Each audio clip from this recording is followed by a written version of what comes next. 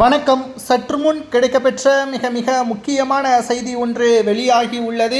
அனைத்திந்திய அண்ணா திராவிட முன்னேற்ற கழகத்தின் மிக முக்கியமான நிர்வாகிகள் பன்னீர்செல்வத்தின் ஆதரவாளர்கள் அனைவரும் தற்பொழுது மீண்டும் அதிமுகவில் இணைந்துள்ளனர். பன்னீர்செல்வத்தை தனித்து விடப்பட்ட நிலையில் தற்பொழுது அடுத்த கட்ட பன்னீர்செல்வம் அவர்களது நிலைமை என்ன என்று அரசியல் வட்டாரத்தில் பரபரப்பை ஏற்படுத்தியுள்ளது. கிட்டத்தட்ட எடப்பாடி பழனிசாமியை எதிர்த்து அதிமுக உரிமை மீட்பு குழு என்பதை தொடங்கி நடத்தி வந்தார். ஆனால் எதிர்பாராத விதமாக வைத்திலிங்கம், மனோஜ் பாண்டியன் போன்றவர்கள் திமுகவில் இணைந்து ஓபிஎஸ்ஸிற்கு மிகப்பெரிய ஒரு துரோகத்தை செய்தார்கள். ஓபிஎஸ் அவர்கள் திட்டம் போட்டுத்தான் அதிமுகவில் எடப்பாடியை எதிர்க்கவில்லை.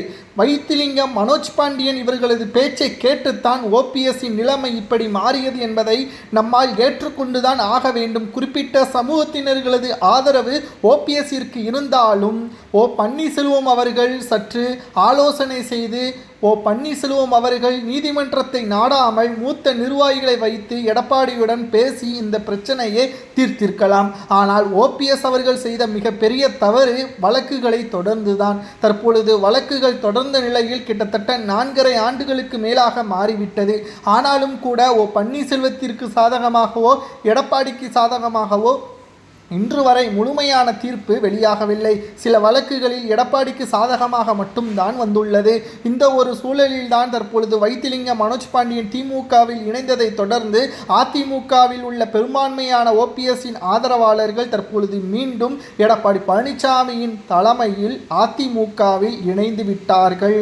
இங்குதான் ஓபிஎஸ் அவர்கள் தனித்து விடப்பட்டதாகவும் கூறப்படுகிறது.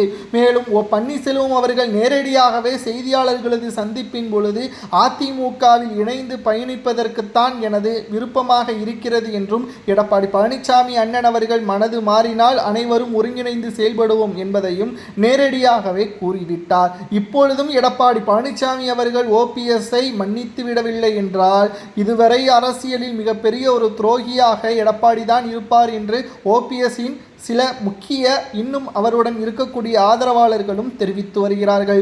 உண்மையான கருத்துக்களை அதிமுகவின் உண்மையான தொண்டர்களாகிய நீங்களே கமெண்ட் வாயிலாக கூறுங்கள்.